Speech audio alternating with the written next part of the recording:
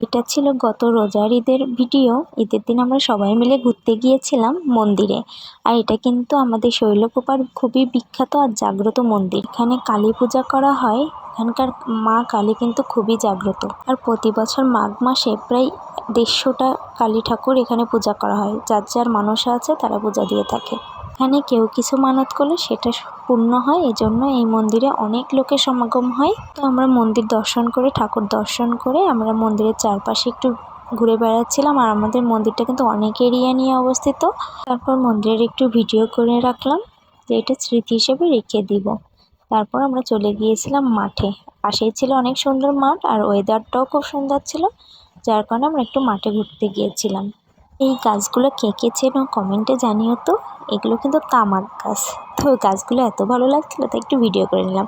এই দেখো আমরা কতজন গিয়েছি ঘুরতে। তারপর আমি নিজের ভিডিও একটু করে নিচ্ছিলাম। আর আমাদের বাড়ির 2টা বাচ্চা ছোট ছোট লিটিলগুলা খুবই মজা করতেছিল, তাই ওদেরকেও একটু ভিডিওতে নিয়ে নিয়েছিলাম। তারপর আমরা আমাদের রামগোপাল মন্দিরে চলে গিয়েছিলাম। ওখানে গিয়ে ছেলেবেলারা একটু খেলা করছিল। আর ওখানে যেহেতু নিত্যভোগ হয়, তো ঠাকুরমশাই পূজা দিয়ে বললো তোমরা প্রসাদ নিয়ে তারপর যাও।